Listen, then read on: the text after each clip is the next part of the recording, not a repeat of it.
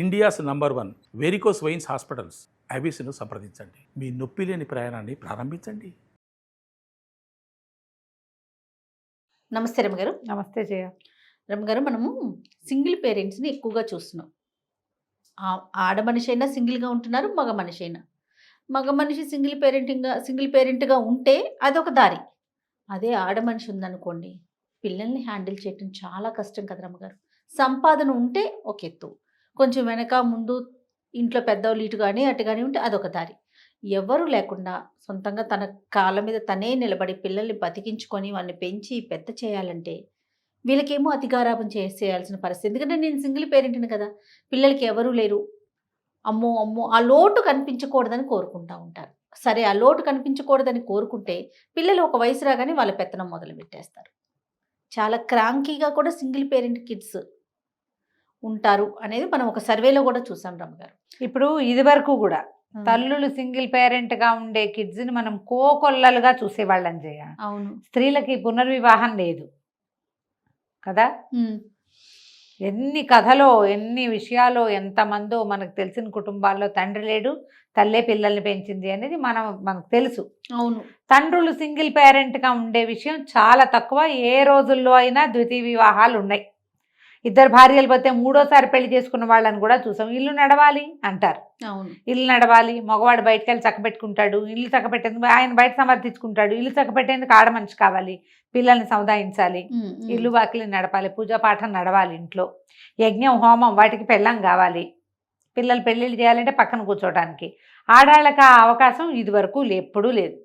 ఇప్పుడు ద్వితీయ వివాహాలకు అవకాశం లభించింది. అవును, లభించింది. ఇప్పుడు పెళ్లి చేసుకుంటున్నారు చాలామంది. ఇప్పుడు ఒక 50 ఏళ్ళుగా లేదు, ఒక 30 ఏళ్ళు 20 ఏళ్ళ నుంచి మనం అక్కడక్కడ సెకండ్ మ్యారేజ్ చేసుకున్న వాళ్ళని కొంచెం లేడీస్ కూడా చూస్తున్నాం. ఇప్పుడు సింగిల్ పేరెంట్గా ఉండేవాళ్ళు అంటే వీళ్ళకి అలాగే పిల్లల్నే పట్టుకుని ఇంకా ఏ ప్రయత్నము చేయకుండా ఉన్నవాళ్ళు ఈ కాలంలో కొంచెం తక్కువే.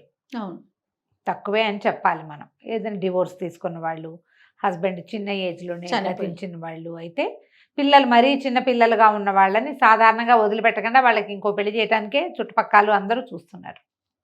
కొంచెం 40స్కి వచ్చాక పిల్లలు కొంచెం ఒక మాదిరిగా ఎదిగాక భర్తలు చనిపోవటమో లేకపోతే డివోర్సే అవ్వటమో అయితే రేర్గా తక్కువగా పెళ్ళిళ్ళు చేసుకోకుండా ఉండిపోతున్నారు.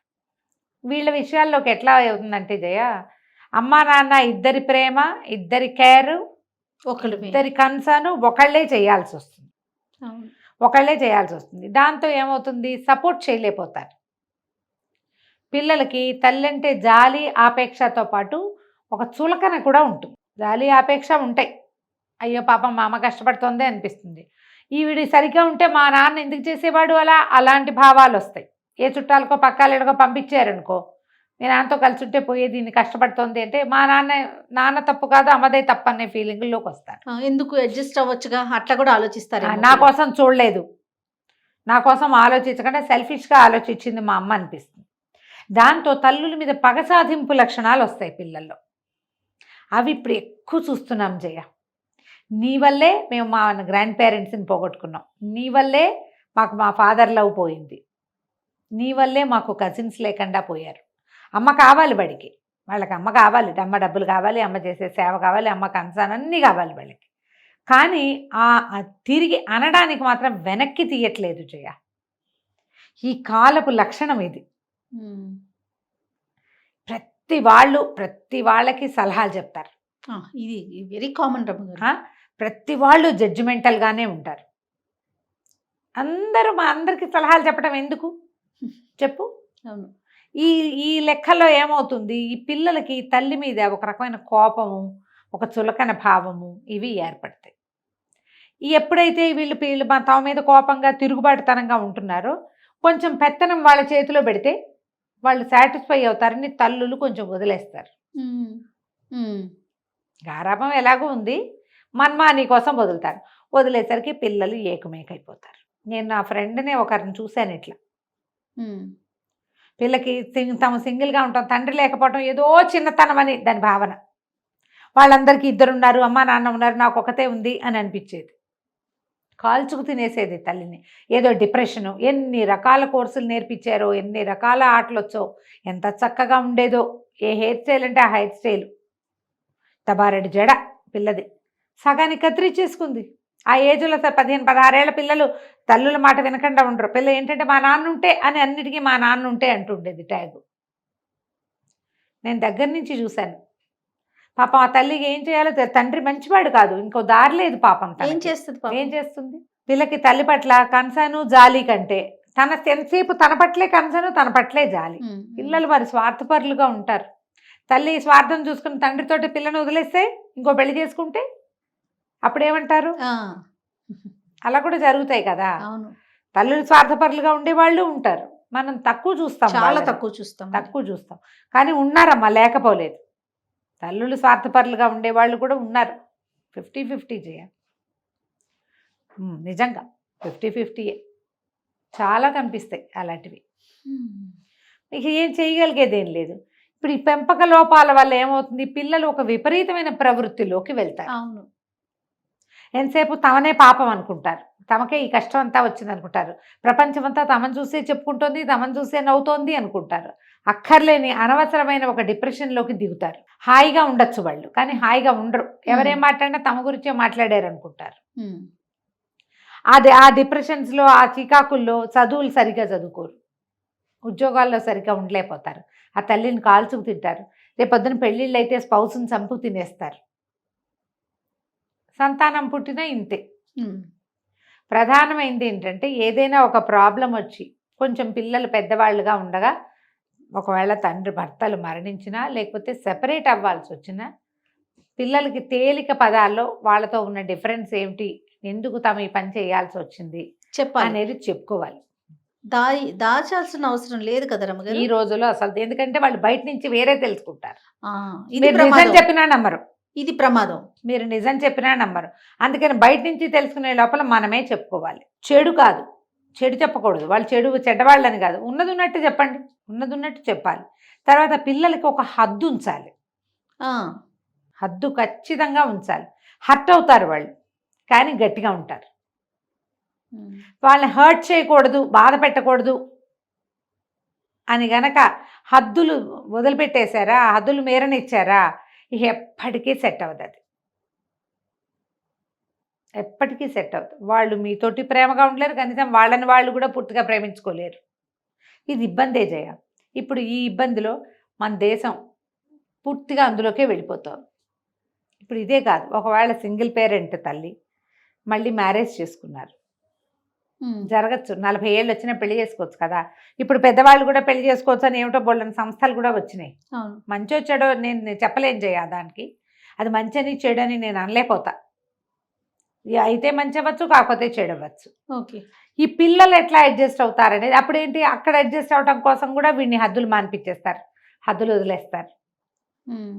తమ కొత్తగా తీసుకున్న ప్లేస్లో అడ్జస్ట్ అవ్వటానికి కూడా పిల్లలు చాలా కష్టపడతారు. తమది కాని ప్లేస్లో తమవి ఎప్పుడైనా సరే జయ, మనకి సైజు కాని చెప్పులు వేసుకుని నడవాలంటే ఎట్లా ఉంటుంది? ఇంత బారు వేసుకున్నా కష్టమే, ఇంత చిన్నవి వేసుకున్నా కష్టమే. కరెక్ట్ సైజు ఉండాలి కదా. ఆ ఇతరుల చెప్పుల్లో కాళ్ళు పెట్టాల్సి వచ్చిన పిల్లల పరిస్థితి, వాళ్ళ మానసిక స్థితి అసలు ఆ తల్లిదండ్రి అర్థం చేసుకుంటారో చేసుకోరు. ఏం సెల్ఫిష్. ఇప్పుడు మనం ఏమంటాం, ఇప్పుడు ఈ మాట అన్నాం అనుకో, అంటే మా జీవితాలు వద్దా అంటారు. మా జీవితం మాకు ఇంపార్టెంట్ కాకూడదా? నువ్వు పిల్లలకి సరైనది చూసి ఏదైనా చెయ్యి. అసలు జరగనే జరగదు. దానికి సరైనది ఏంటంటే దాని ఒరిజినల్ థింగే సరైనది అని భావిస్తారు. ఒకవేళ వాళ్ళు భావించకపోయినా ఏ చుట్టుపక్కల ఫ్రెండ్సో, మీ నాన్న, ownership, own thing, blood is thicker than water, ఇలాంటి వాక్యాలు ఉంటాయి. స్టెప్ మామ్ కానీ స్టెప్ ఫాదర్ కానీ అత్యద్భుతంగా ఉన్న వాళ్ళు బోడంత మంది ఉంటారు.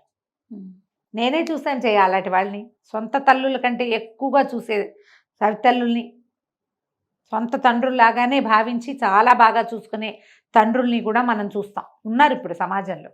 ఇవాళే కాదు, ఇదివరకటి నుంచి కూడా ఉన్నారు. వాళ్ళని సమాజం అర్థం చేసుకోదు. వాళ్ళ ఇంటెన్షన్ని సమాజం వీళ్ళు ఇలాగే ఉండాలని ఒక ఫిక్స్డ్ అభిప్రాయాలు ఉంటాయి. అది మనం ఏం చేస్తాము, సమాజమే ఈ పిల్లల్ని చెడగొడుతుంది. ఇప్పుడు ఇది బయట వాళ్ళ వ్యవహారాలు మనకేం ఒక్క సెంటెన్స్ చాలు చేయ, కడివేడి పాలకు ఒక విషపు చుక్క అంటారు, అంతే. ఇంతే. ఎప్పుడైతే వీళ్ళ మీద అపనమ్మకం కలిగించేలాగా ఎవరైనా మాట్లాడతారు, మనం ఎంతమందిని కంట్రోల్ చేస్తాం? మరి మనం సరి చేసుకోవాల్సింది ఎక్కడి బేసిక్స్లో ముందే జాగ్రత్త పడాలి, ముందే పిల్లల్ని ఒప్పించుకోవాలి. మనం చిన్న చిన్న వాళ్ళే కాదు, మామూలు కుటుంబాల్లోనూ జరుగుతున్నాయి, సెలబ్రిటీ ఫ్యామిలీస్లో కూడా జరుగుతున్నాయి కదా. ముందే చెప్పుకోవాలి కదా. అవును. ముందు చెప్పకుండా మసిపులుసు మారేడుకాయ చేసుకుంటే మీరు కష్టపడతారు. పిల్లలకి హద్దులు ఏర్పరచాలి. మామూలుగా మనతో పేరెంట్స్తో ఉన్న పిల్లలకి హద్దులు ఉండాలి. ఇలా సింగిల్ పేరెంట్ తోటి ఉండే పిల్లలకి మీ హద్దు ఇది అని స్పష్టంగా తెలియచేయాలి. తేలికపాటి వాక్యాలతో తెలియజేయండి. అసలు సింగిల్ ఇప్పుడు భగవంతుడు అనుకూలించకపోతే చేసేది ఏం లేదు. కొన్ని స్వయంకృతాలు కూడా ఉంటాయి అనుకో. అవును. వీళ్ళే పడంత వాడకు వచ్చేస్తారు. అత్త మామకతో పడక మొగుడు వదిలేసేవాళ్ళు వాళ్ళు ఉంటారు. ఆడపడుచుతో పడక మొగుడు వదిలిపెట్టేవాళ్ళు, ఏవో విపరీతమైన మహత్వాకాంక్షలతోటి భర్తలను వదిలిపెట్టేసేవాళ్ళు, కెరీర్ కోసం వదిలేసేవాళ్ళు, ఇవన్నీ ఉన్నాయి కదా. మీరు ఏదైనా చేసేటప్పుడు మీకు పిల్లలు ఉంటే ఒకటి ఆలోచించుకోండి, పునరాలోచన. ఇక కాన్బట్ తప్పనిసరి పరిస్థితులు అలాంటివి ఉన్నప్పుడు పిల్లల్ని మీ వైపు ఉంచుకునేందుకు మ్యాక్సిమం ట్రై చేయండి. వాళ్ళకి మోస్ట్ కేర్ ఇవ్వటంతో పాటు, టైం ఇవ్వటంతో పాటు, బ్యారికేడ్స్ ఖచ్చితంగా ఈ అంచులు దాటద్దు అని చెప్పాలి. చెప్పుకుంటే ఏదైనా కుదురుతుంది. ఈ కాలంలో కొంచెం తక్కువే ఉంటున్నారని నాకు అనిపిస్తుంది. మరి చూద్దాం, అంతే. దీనికి స్పందన ఎలా ఉంటుందో చూడాలి. తప్పకుండా గారు. నమస్తే. నమస్తే.